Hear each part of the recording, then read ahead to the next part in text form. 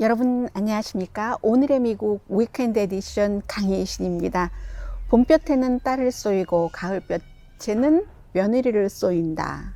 가을볕이 더 따갑다는 얘기가 되겠는데요. 오늘 저는 이 가을볕 괜찮습니다. 볕이 지금 오른쪽에서 조금 들어오고 있는데 그런데 저 편하게 방송하기 위해서요. 얼굴 그늘이라든가 더 예뻐 보이라든가 이런 거 신경 안 쓰고 조금 어둡고 하더라도 여러분들과 편안하게 방송할 수 있는 가을의 빛 각도를 선택을 했고요. 시원하게 바람 불고 있습니다.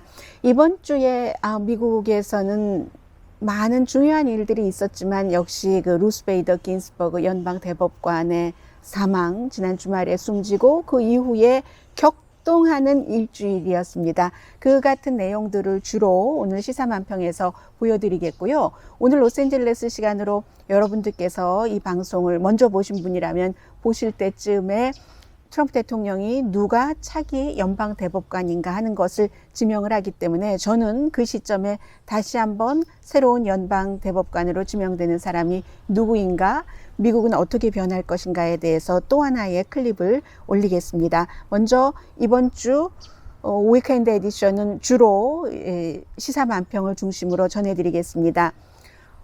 법 아래 평등하다 하는 그 평등이 여성에 대해서만 평등이 아니었고 남성에 대해서 또 그 성소수자의 권리를 기본으로 한 그 같은 평등도 쭉 지켜왔었던 사람이 법으로서요. 법 해석과 판결로서 루스 베이더 긴스버그 연방 그 대법관이었습니다.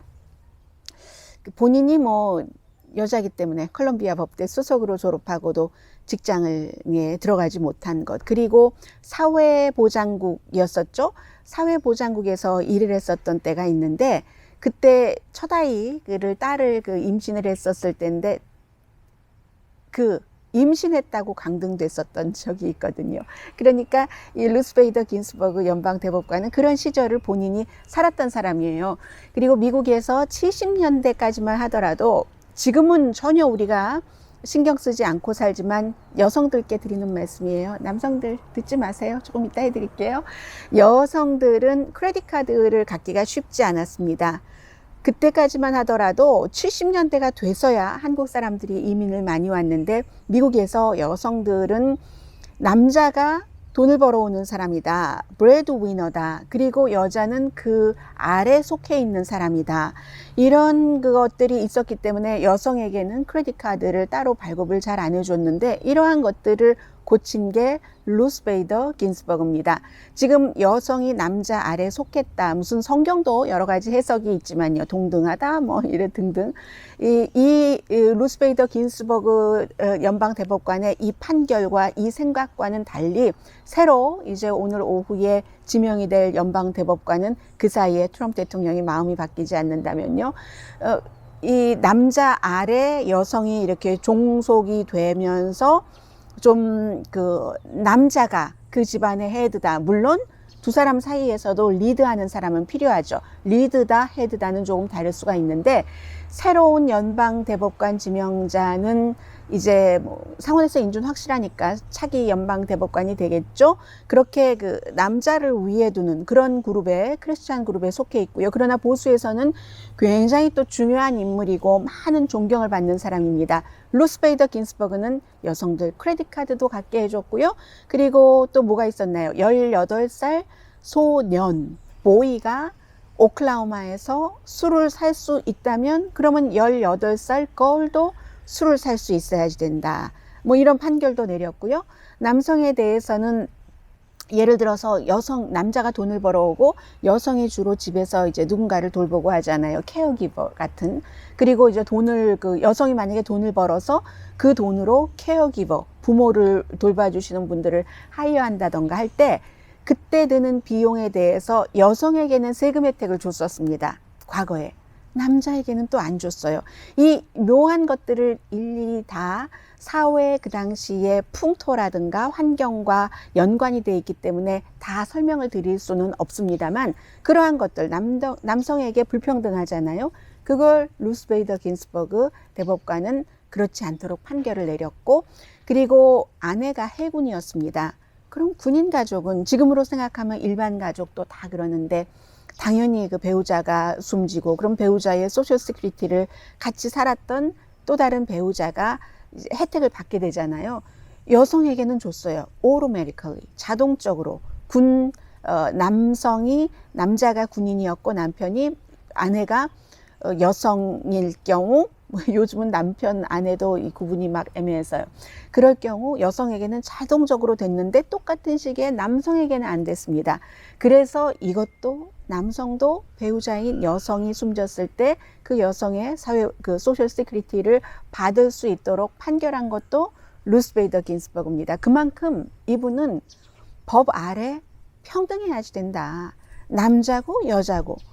다만 이분이 살아생전에 그리고 판결을 할 때 여성이 더 불평등한 대우를 많이 받았기 때문에 여권운동의 무슨 선구자처럼 여권주의자처럼 됐지만 아마 루스 베이더 긴스버그 연방대법관이 대법관으로 있었을 때 남성이 훨씬 여성보다 지위도 약하고 힘들고 했으면 그 남성을 위해서 싸웠을 가능성도 높습니다.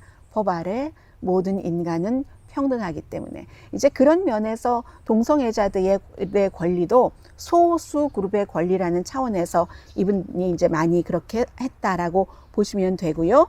그래서 그 뒤에는 말년기에는 정말 락스타로서 뭐 연극, 뮤지컬, 특히 그 안토닌 스칼라라는 이 가장 보수적인 대법관과 친했잖아요. 그래서 두 사람에 관한 무슨 뮤지컬 같은 것도 만들어졌고 하는데 아무튼 그렇습니다. 그리고 또 하나는 이분이 중요한 것이 샌드라 데이 오코너하고 일을 했고 얘기가 아니라 그분이 2006년도에 은퇴하셨으니까요. 그 뒤에 무슨 케이건이라든가 또 그 소니아 소도마요로 새롭게 그 연방 대법원에 합류한 여성이 있었지만 그 전에 혼자서 여성으로서 남자 8명과 같이 일을 했었을 때가 참 많아요. 그래서 남성 그 대법관들이 모르니까 그리고 특정 그룹이잖아요. 주이시가 많고 카톨릭이 많고 특정 그룹이고 하니까 모르니까 여자로서 동료들에게 설명을 해준 거예요. 왜 여성들을 이렇게 뭐 예를 들어 옷을 완전히 벗기진 않더라도 그렇게 수색을 하는 게 여성들에게 얼마나 대단한 일인지 이런 것들을 그래서 처음에는 자신이 티처와 같았다고 물론 그 법조계에서 일자리를 못 찾아서 이제 그 티칭부터 한 것도 사실이지만요. 그래서 자신이 티처와 마찬가지였다라고 회상을 하는 그런 일들도 있었습니다. 그래서 시사만평 지금부터 좀 많이 보시겠습니다. Notorious 정말로 그래서 여권을 위해서 최선을 다했다. 악명 높아. 그 부분에선 낙태권도 인정을 하고 말이야. 지금 낙태권을 뒤집겠다는 거잖아요. 보수, 낙태에 반대하는, 낙태는 언제나 부도덕하다는 새로운 연방 그 여성 젊은 대법관을 임명을 해서요. 그래서 이제 악명 높다라고도 하고 정말 탁월하죠. Notorious. 전부 소녀들이네요. RBG, Notorious Ruth Bader Ginsburg 하면서 어떤 그 소녀는 nasty라는 nasty해. 이건 트럼프 대통령 여성들에게 많이 쓴 단어잖아요. 그래서 오히려 그걸 뭐라고? 하고 티셔츠를 입고 다니는 notorious라고 소녀들이 얘기를 하고 있고요. 자, thank you. 루스 베이더 긴스버그 이제 갔어요. 맨 앞에 가고 있네요. 법법을 날개에 달린 어떤 옷으로 갈아입고 어디쯤 가고 있을까요? Thank you 하는데 전부 소녀예요. 그래서 제가 앞에 이 남성들에 대해서도 말씀을 드렸고요. 브루클린이라는 곳에서 주이시 이민자의 자녀로 태어났기 때문에 지금은 이 루스 베이더 긴스버그처럼 많은 뭐 클리어런스 토마스나 소니아 소도마요를 빼면은 다 주이시잖아요. 그런 형태로 주이시가 연방 대법원부터 무슨 신문업계 마찬가지예요. 뉴욕타임스도 그런 뉴욕타임스도 지금 아들에게 또 이제 그 자리를 물려준다고 아버지가 은퇴한다고 했는데 몇 대째요. 뭐 역사가 오래된 신문이니까요. 그런 식으로 모든 분야에서 주이시가 꽉 잡고 있지만 이 루스 베이더 긴스버그가 잘할 때만 하더라도 그렇지 않았어요. 그 이민자 이 유대계의 특별한 문화가 있는 그곳에서 자라서 그래서 어머니가 봉제업계의 북키퍼 뭐 이렇게 좀 회계라기보다도 뭐 있죠. 북키퍼. 그보다 낮은 단계의 일을 하는 그런 것으로 일을 했고, 본인은 이제 연방 대법관이 됐는데, 차이가 뭐냐? 브루클린의 그 북키퍼와 연방 대법관이 하니까 한 세대, one generation이라고 얘기를 했죠. 이민자의 스토리인 거예요. 그게 바로 존 로버츠 대법원장이 이 루스 베이더 긴스버그 하면은 바로 이민자의 그 표본이다라고 얘기를 한 것이고요.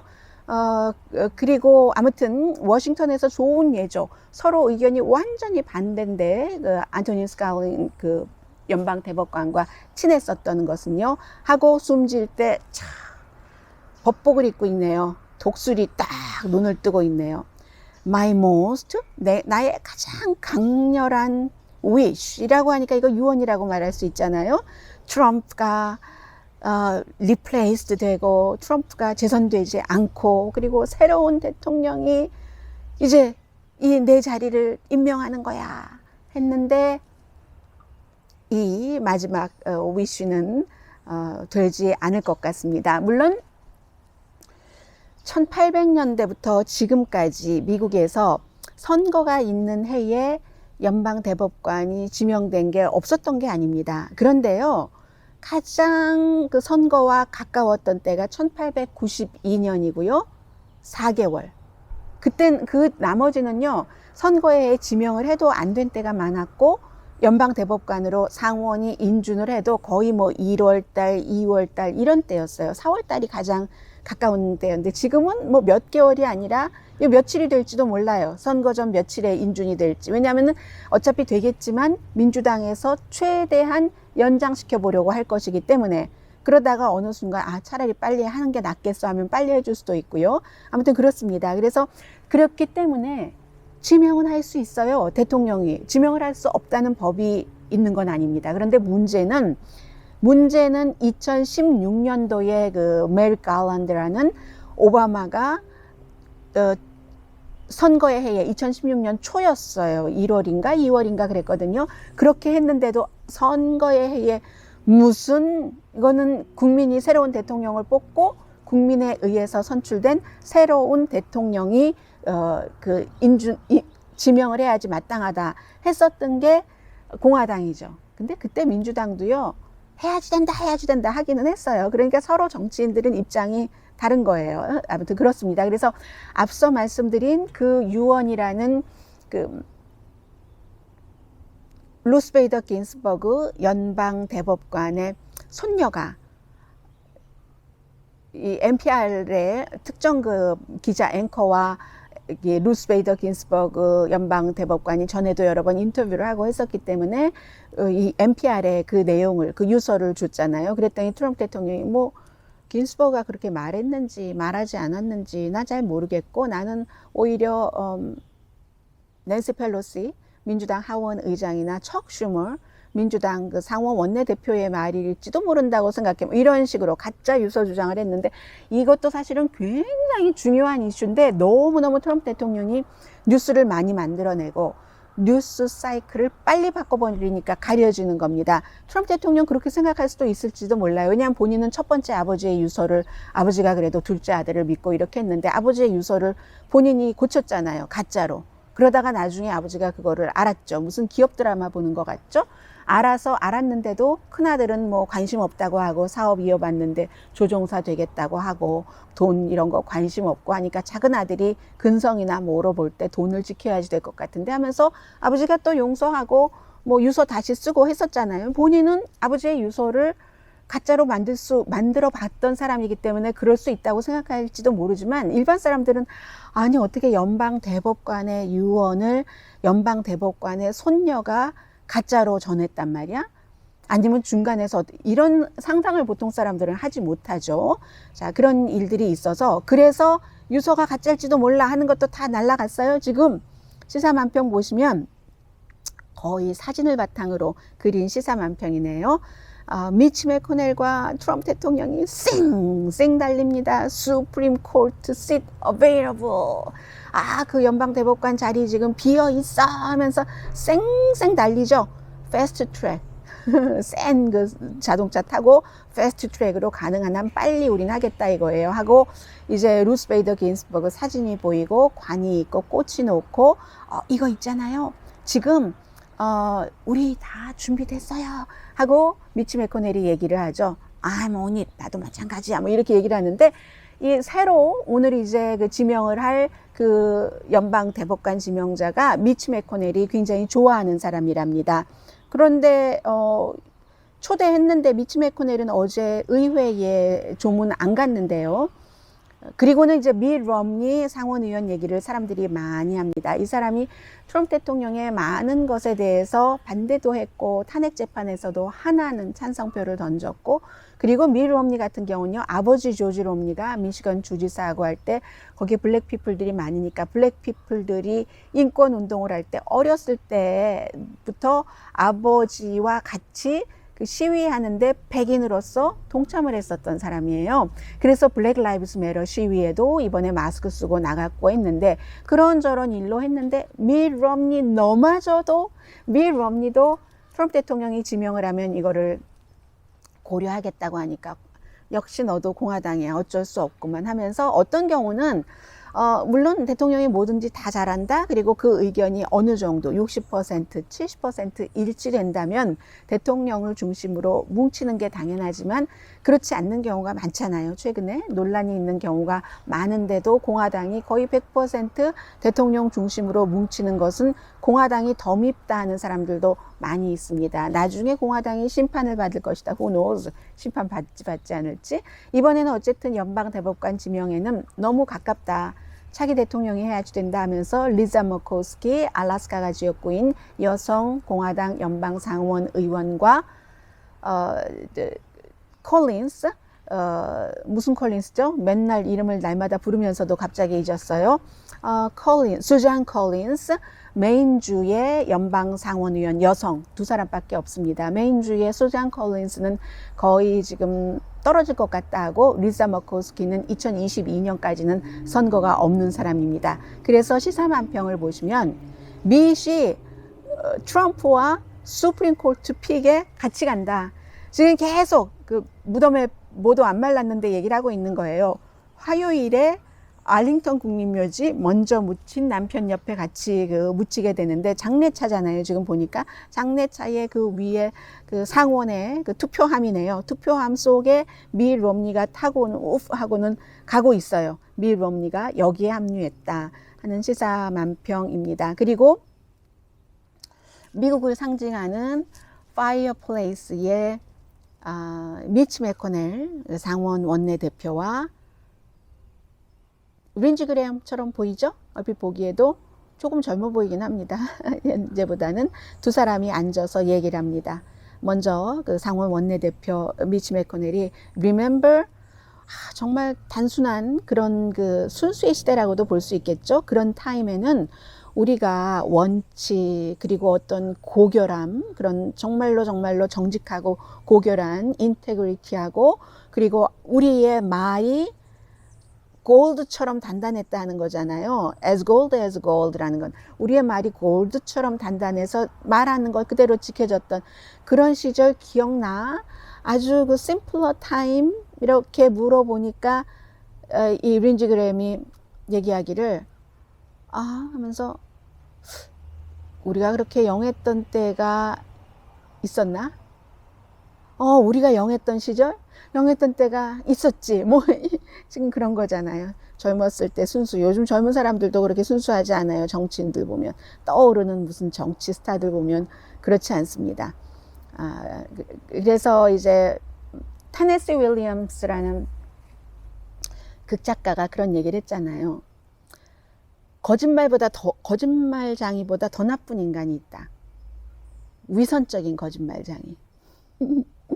그래서 이제 린지 그레엄이 2016년도에 그 오바마가 누군가를 지명했었을 때, 그것도 좀 온건한 사람을 지명을 했어요. 그랬을 때 내 입을 읽어라 뭐 이런 식으로 얘기를 했었던 against my word라고 했죠. my lips가 아니라 그런 아무튼 말은 그렇게 해놓고 지금 와서 입장 싹 바꾸고 이 린지 그레엄이 지금 힘들거든요.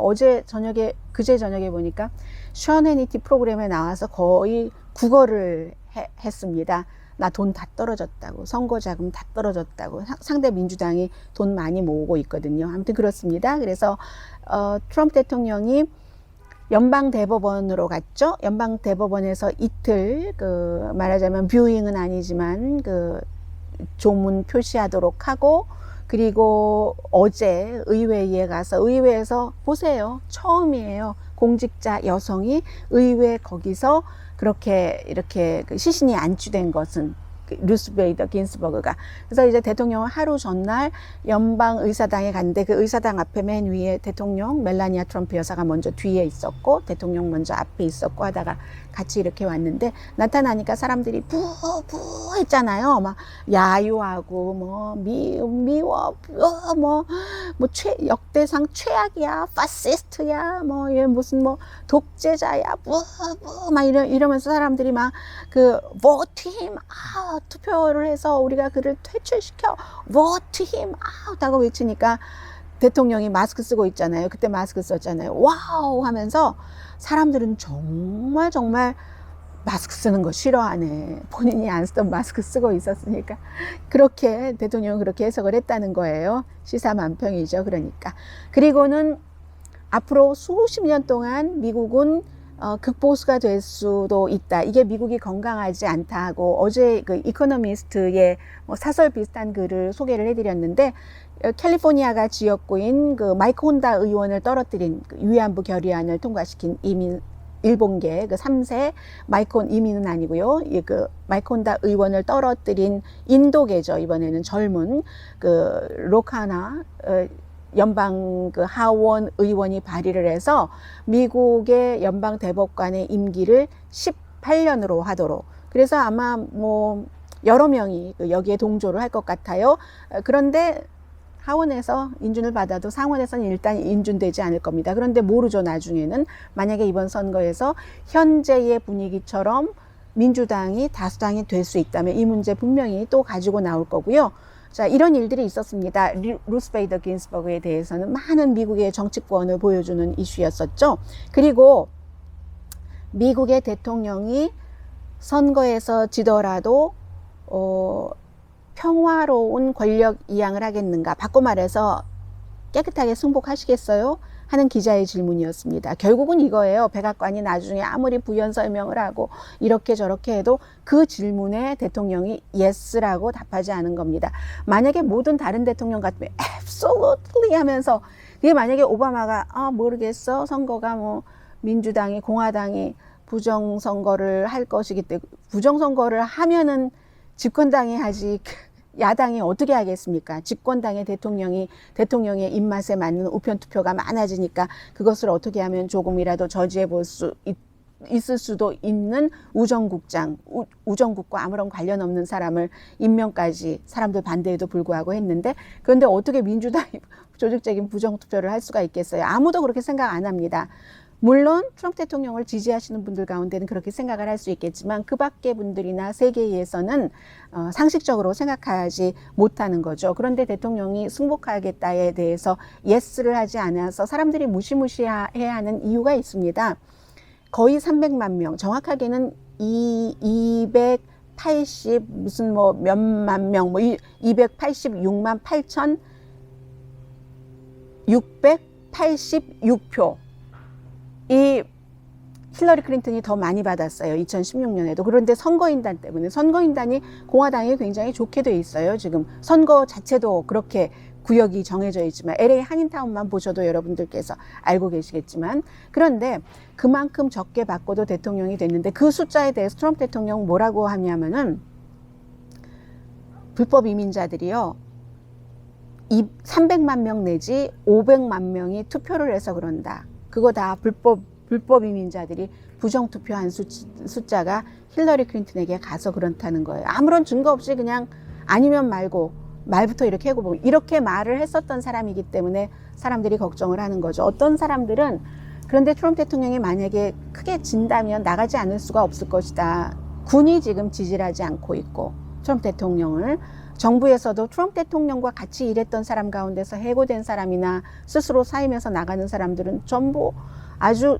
너무너무 트럼프 대통령을 싫어하고 이제 한 사람 한 사람 얘기를 하기 시작하잖아요. 무슨 뭐 국토안보부 소속, 국무부 소속, 국방부 소속, 전부 중요한 사람들도 죄송합니다. 그래서 이제 그런 승복 문제에 대해서는 사람들이 그런 일이 있기 때문에 걱정을 하는 것이고요. 시사만평 보시면 트럼프 대통령이 방 저쪽 코너에 밀렸네요. 그런데 그 코너에 밀린 것을 보니까 그 앞에는 전부 검은색 페인트 칠이 돼 있는데 이게 다 트럼프 대통령이 페인트 통을 가지고 다니면서 칠한 거네요. 여러 가지 문제도 일으켰다는 거예요. 그리고 이제 코너에 왔습니다. 그런데 저는 처음에는요, 그 옆에 OTE만 봤어요. 그리고 이게 무슨 글자지, 무슨 의미인지 라고 봤더니 그 트럼프 대통령이 코너에 이렇게 있는 그 자가 빅토리 할 때 V, vote 할 때, 투표할 때 V자입니다. 그래서 VOTE, vote. 투표 날은 다가왔는데 트럼프 대통령은 코너에 이렇게 몰려 있고 vote. 제일 중요한 것은 투표잖아요. vote, vote. 그리고 그래서 트럼프 대통령이 두려워한다. 세컨 텀, 임기 2기 이거 어떡하나. 그런데 더 정말로 두려워해야 될 것은 상원에서 이제 민주당이 다수당이 돼서 의사진행 방해 같은 것도 못하게 되고, 그리고 그 pack the Supreme Court라고 하잖아요. 연방 대법관의 숫자를 늘려야지 된다. 연방 대법관의 숫자를 늘리든지 임기를 제한하든지 이 두 가지 중에서 어느 한 가지가 안 되고는 앞으로는 이제 수십 년 동안 미국은 6대3으로 갑니다. 그런데 그 6대3 가운데서 6명 또 보수주의자 연방 대법관들이 입장이 바뀔 수도 있어요. 시간이 흘러가면서. 그런데 어쨌든 두 번째는 그렇고, 세 번째는 statehood for DC and Puerto Rico. 민주당이 그래 그러면 우리 이렇게 잘 이번에 선거에서 이겨서 DC도 한 주로 하고 푸에르토리코도 또 주로 하고 하겠다는 얘기예요. 이렇게 될 경우 뭐 선거에 선거인단이나 여러 가지가 또 다 영향을 미치게 되잖아요.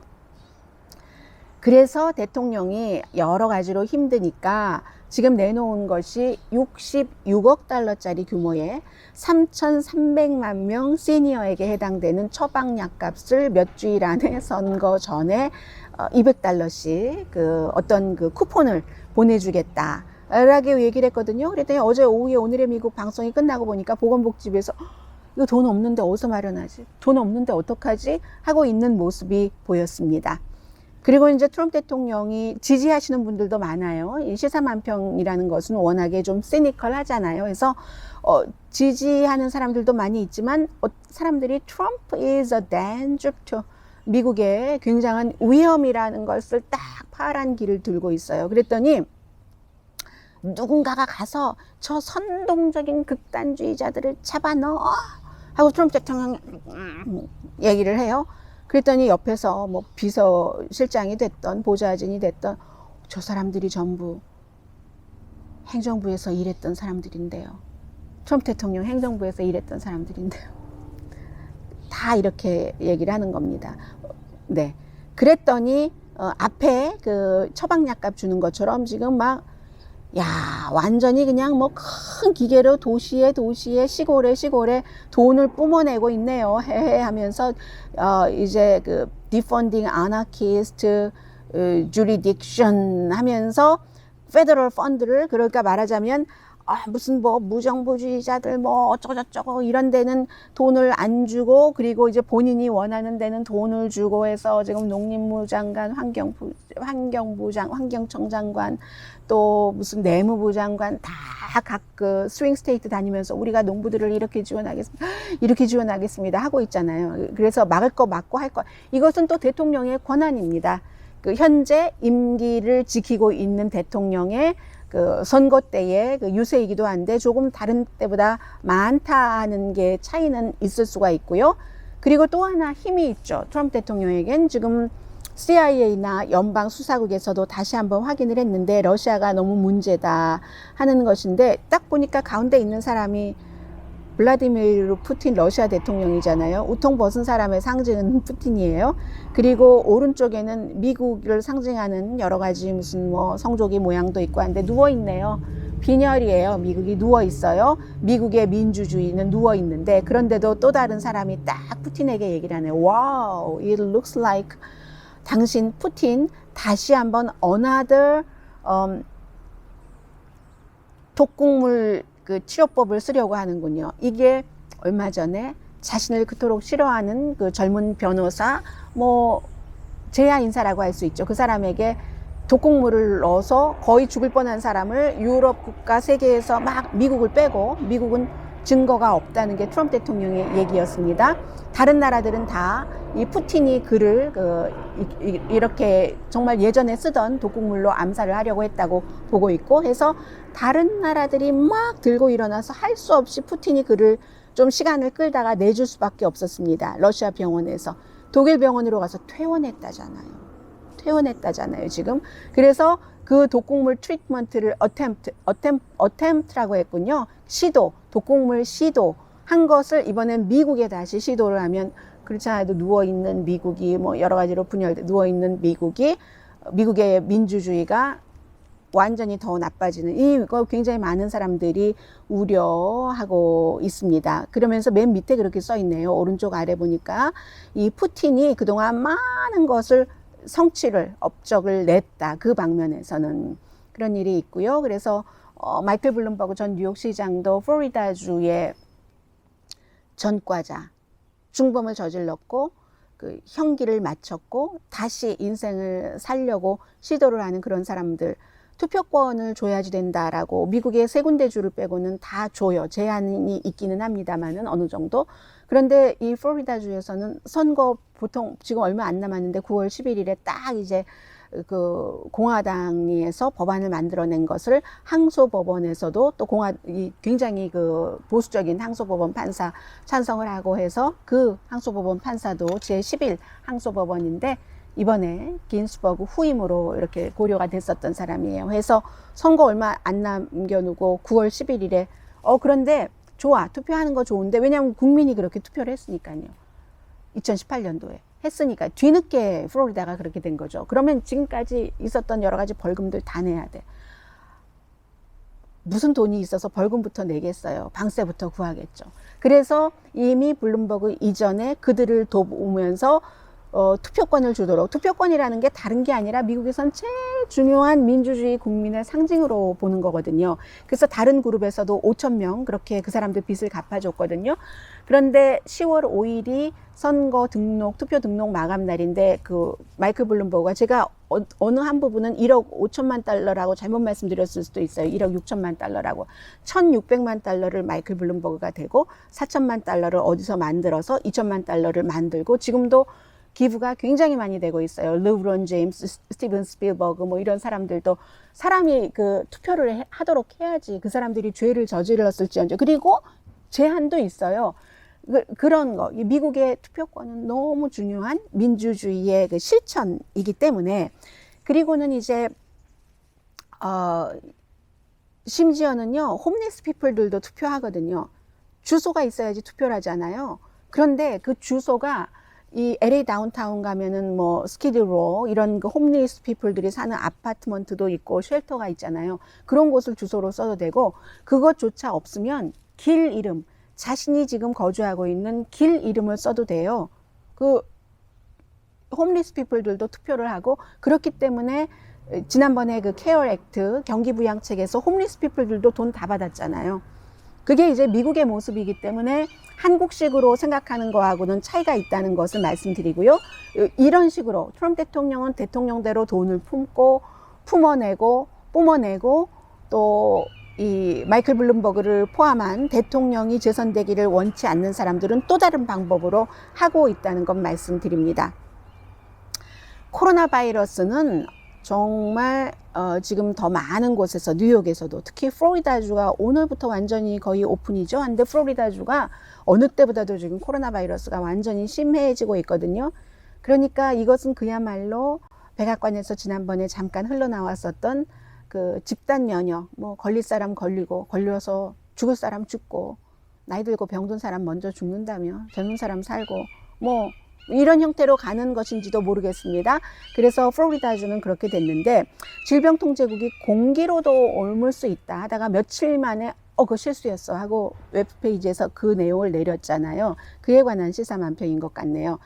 이 커플링즈 했는데 그 커플링에 T자가 써 있는 거 보니까 트럼프네요. 그리고 얼굴은 없는데도 트럼프 대통령의 이 시사만평에 나오는 모습처럼 보이네요.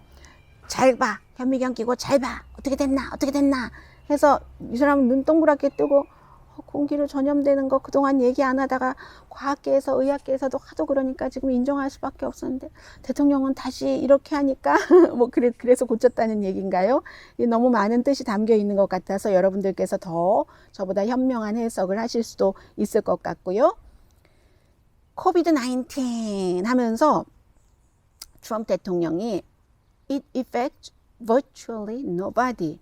결국은 nobody에게 별로 영향 안 미쳐. 특히 이제 젊은이들에게 하면서도 이 nobody라는 말이 좀 조심을 했었으면 좋았죠. 그 전에 또 나이 든 사람, 병 있는 사람, 심장병, 무슨 병 있는 사람 이런 사람만 숨지잖아 라고 얘기를 했잖아요. 그러니까 옆에서 또 어쩜 이렇게 아첨을 잘합니까? Sir 하면서 We just passed 200,000 nobodies. 우리 적어도 지금까지 그냥 20만 명의 아무도 아닌, 사람도 아닌, 인간도 아닌, 인간이라고 불러주지 않아도 되는 Sir, we just passed 20만 명 nobody만 패스했을 뿐이에요 라고 얘기를 하네요. 그런데 저는 또 하나 이상한 게 트럼프 대통령 뒤에 있는 사람, 마스크 여기는 안 쓴 사람도 있네요. 트럼프 대통령 요즘에 선거 유세할 때요, 마스크 쓰면 안 되는 것처럼 얘기하면서 본인 가장 가까이 있는 사람들은 마스크 다 쓰게 합니다. 네. 그리고 또 시사만평이 200,000, 20만 명. 이게 완전히 이번 주에 또 하나의 핫 이슈였어요. 한 명의 생명도 중요한데 하면서 virtually nobody, 아무도 실제상으로 상관없다는 것. 그래서 검은색 차가 이 장의차처럼 보이죠. 메가도널드. 이게 맥도널드 좀 그 상징처럼 보이잖아요. 그런데 맥도널드가 아니라 메가도널드, 큰 그 도널드 트럼프 장의사네요. Final home over 20만 명 넘게 이 트럼프 장의사에서 이런 것을 치렀다 하는 시사만평. 역시 검은색 미국이라는 번호판을 탄 장의차가 가면서 옆에는 비석이네요. 20만 명 코비드-19 죽음 하는 것 나왔습니다. 버지니아 주지사 부부도 어제 오늘의 미국 끝나고 나서 뉴스 나온 거 보니까 이 양성 반응 나왔고요. 그 전에 이제 미주리 주지사였고 또 그전에는 오클라호마. 버지니아주 주지사는 민주당인데요. 이 오클라호마나 미시건은 공화당이고 이 사람들이 얼마나 조심을 했겠어요. 테스트도 얼마나 자주 했겠어요. 그런데도 이렇게 걸리는 겁니다. 그리고 그 사이에 백신 접종을 거부하는 사람들 너무 많고, 아무리 이제 식품의약국에서 우리 이 백신 정말로 철저하게 이 승인할 때 뭔가를 규정을 하겠다라고 얘기를 해도 사람들이 안 믿는 거예요. 대통령이 하도 선거 전에 백신 낸다라고 얘기를 하니까 그거 서둘러서 뭔가가 이상할 거야. 내가 왜 마루따가 돼야지 돼? 다른 사람들 맞더라도 다른 사람 맞고 반응 봐가면서 나는 맞겠어. 이렇게 얘기한 사람들이 뭐 반 이상이에요. 그리고 또 중요했었던 것은 사실은 인종차별 같은 것을 못하도록 은연중에 막는 거죠. 공무원들에게 아주 센시티브하게 이 인종차별을 하지 못하도록 어떠한 그 교육을 시키는 것, 한 달에 한 번 이런 형태로 그런 것을 트럼프 대통령이 금지했어요. 그리고는 며칠 있다가 또 다시 군인에서도 그런 거 하면 안 된다. 정부와의 계약자 회사도 그런 교육하지 말아라. 이것은 그런 교육을 안 할 때 소수 인종을 함부로 다룰 수도 있는 분위기가 만들어질 때 좋아하는 사람들을 겨냥한 선거 일종의 선심입니다. 누구겠어요? 소수 인종 때문에 해를 본다고 생각하는 백인들 가운데서도 조금 그 소수 인종에 대해서 오픈마인드가 아닌 그런 사람들이라고 보시면 될 것 같고요. 켄터키 루이빌에서의 26살 젊은 여성이 본인의 아파트에서 남자친구와 잠을 자다가 마약 그 수색을 한다고 하면서 전 남자친구 관련 케이스예요. 하면서 집을 뚫고 들어와서 영장은 가지고 왔는데 집을 뚫고 들어와서 그 영장이 뭐 미리 공지 안 해줘도 되는 그런 영장이고요. 뭐 10발을 쏴서 뭐 8발을 맞아서 숨졌고, 그리고 누군가가 급습을 하고 뚫고 들어오니까 이 남자친구가 총으로 그 괴한인 줄 알고 쐈더니 결국은 이 괴한을 뭐 공무집행 방해, 경찰 뭐 생명 위협하는 것으로 기소를 했어요. 정당방위가 아니라. 그리고 경찰은 정당방위. 이게 이제 또 그 경관들이 3명이었는데 3명, 한 명도 이 26살 여성의 그 죽음에 대해서는 기소되지 않고 한 명이 기소됐는데 그 총 쏠 때 옆집에 위협이 될 수도 있었다 하는 그런 이유로. 그래서 시위가 지금 말도 못하게 많이 일어나고 있고요. 계속 검찰총장에게, 주지사는 또 그 민주당이에요. 그러니까 이 대배심 결과가 어떻게 해서 나왔는지 그것을 보여달라 정확하게 하니까는 그 켄터키 검찰총장이 떠오르는 공화당의 스타잖아요. 34살 전당대회에서 연설했었던 아프리칸 아메리칸 최초의 켄터키주 흑인 검찰총장, 지금까지 내지 않고 있습니다. 이번 주에도 오늘도 내일도 시위가 많이 일어날 겁니다. 산불과 기후변화는, 이것은 이제 일반 사람들도 기후변화를 인식을 하기 시작하는 계기가 됐습니다. 많은 사람들이 특히 이제 코리안 아메리칸을 포함을 해서 민주당은 기후변화 하는데 왜 저러는지 모르겠어. 무슨 먹고 살기도 바빠 죽겠는데 했는데, 요즘은 기후변화에 대해서 산불도 이렇게 많이 일어나고 하니까 확실히 느끼는 겁니다. 보세요. 이건 무슨 게임하는 것도 아니고 여기저기서 소방관들이 이것 막으면 여기서 또 터지고 또 터지고 또 터지고 또, 캘리포니아만 하더라도 수십 군데에서 산불이 터지잖아요. 그런데 이것을 뭐 블랙 라이브스 매러라든가 뭐 이런 사람들이 방화를 저지른다라고 얘기를 하는 사람들이 많잖아요. 이 많은 곳에서 일어나는 것이 어떻게 다 방화가 되겠어요. 그리고 방화도 있을 수도 있죠. 집도 방화라는 것은 항상 일어나요. 이번 산불에 있어서는 뭐가 잘못됐다, 지난번 산불도 그렇고 뭔가 유틸리티 컴퍼니 뭐가 어떻게 되는 등 뭐 이런 형태지, 방화를 저질러서 이렇게 산불이 나는 게 아니잖아요. 그런데 그렇게 홍보를 하고 지금 이 정도이고요. 그리고 이제 트럼프 대통령이 climate reality, 기후변화 현실이라는 거대한 이 늑대예요, 뭐예요? 이런 거대한 이제 동물이 왔어요. 그랬더니 트럼프 대통령이 조기에 떡 숨어가지고 그 산불이라는 게 말이야, 너무나 이 덤불도 많고 뭐도 많고 이런 거야. 이거 뭐 정리를 잘 못해서 그렇지 뭐 이렇게 얘기하는. 그런데 일반 사람들은 이제 그렇게 생각하지 않는다는 거죠. 제가 저희 회사에서도 동료들과 이 얘기를 해보면 불과 몇 개월 전과도 상당히 달라졌습니다. 사람들이 이제는 인식을 하는 거예요. 이 기후 변화가 산불 같은 것을 일으키는데도 큰 원인이 된다는 것을요. 그리고 이제 오늘은 제가 잠시 뒤에 연방 그 대법관, 새로운 대법관 지명자에 대해서 말씀을 드릴 거기 때문에 시사만평을 여기서 마무리를 하려고 하는데, 이번 주 제가 여러분들께 보여드리려고 하는 시사만평은 한 개가 아니라 3개를 제가 골랐습니다. 하나는 슬픈 우리들의 사연이네요. Equal Justice Under Law, 법 아래 평등 정의, 이렇게 쓰여져 있는데 연방대법원처럼 보이는데, 남편이 2020년 선거라고 써 있는 신문을 들고 가면서 So sad to see it turn ruthless. 그 루스 베이더 긴스버그잖아요. 루스, first name 루스인데 L-E-S-S니까 루스가 없다는 거잖아요. 루스가 없는 것을 보는 게 sad해 하니까 와이프가 yes 라고 얘기를 합니다.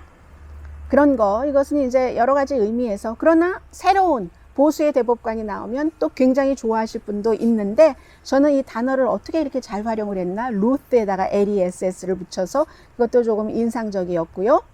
그리고 법복, 루스 베이더 긴스버그가 입었던 이 법복은 트럼프 대통령이 지명을 할 차기 연방 대법관을 위해서 이제 기다리고 있는데, 입었던 법복이 아니라 새로운 법복이 기다리고 있는데, 그런데 또 하나의 이 여성이 입고 있는 것 보세요. 얼굴도 다 가렸어요. 이건 코로나 바이러스를 가린 게 아니에요. 여성들이 많이 가리고 다니는 과거를 상징하는 걸 겁니다. 또 하나의 이것은 로브는 Waiting the Last of America's Women. 미국의 많은 여성들이 이런 옷을 이제 입게 될 수 있다는 거예요. 낙태도 불법이라는데 낙태 불법이 어떻게 이제 그것이 이제 연방 대법원에서 다 판결이 나면은 2021년도에 그게 어떻게 집행될지는 잘 모르겠어요. Maybe 신세대들은 이제 그 무슨 남녀의 접촉, 사랑적인 그 몸의 접촉 같은 것을 오해하고 안 해서 그럴 필요가 없을지도 모르지만 네. 그리고 마지막으로 제가 여러분들께 보여드릴 것은 이번에 시사만평이 아니라 현실적인 사진입니다. 이 어제 연방의회에서 그 의사당에서 루스 베이더 긴스버그 관이 이렇게 있는데 사람들이 쭉 조문을 했잖아요. 낸시 펠로시 누구 조 바이든 부부 등등 하면서 오른쪽에 보세요. 한 남성이 여기서 푸시업을 하는 겁니다. 푸시업을 하는데 이 사람이 루스 베이더 긴스버그의 퍼스널 트레이너였어요. 이 루스 베이더 긴스버그는 처음에는 클린턴이 얘기를 했었던 것처럼 클린턴이 임명을 했으니까요. 얘기했던 것처럼 루스 베이더 긴스버그는 보수다 진보다라고 딱 가르기가 뭐해. 너무나 complicated하고 thoughtful하고 사려 깊고 생각도 많이 하고 하니까 루스 베이더 긴스버그의 경우는 뭐 보수다 진보다라고 말하기가 그래 했지만 루스 베이더 긴스버그가 더 진보로 많이 됐던 때가 미국의 연방 대법원이 점점 보수로 갈 때 그때였습니다. 그러면서 본인은 나이를 먹어요. 그리고 자꾸 이제 보수 대법관만 들어와요. 그랬을 때 루스 베이더 긴스버그가 운동을 2배로 더 했어요. 이 퍼스널 트레이너와 함께 푸시업도 하고 뭐도 하고 하면서 이 루스 베이더 긴스버그가 나의 인생에 있어서 가장 중요한 사람은 퍼스널 트레이너야 라고 얘기를 했었던 그런 그 브라이언 존슨이라는 이 퍼스널 그 트레이너였습니다. 자, 일단 여기까지 하고요. 오늘은 여러분들과 또 한 번 뵙겠습니다. 트럼프 대통령이 이제 얼마 있지 않으면은 새로운 연방 대법관을 지명을 합니다. 그때 다시 뵙겠습니다. 강희신이었습니다.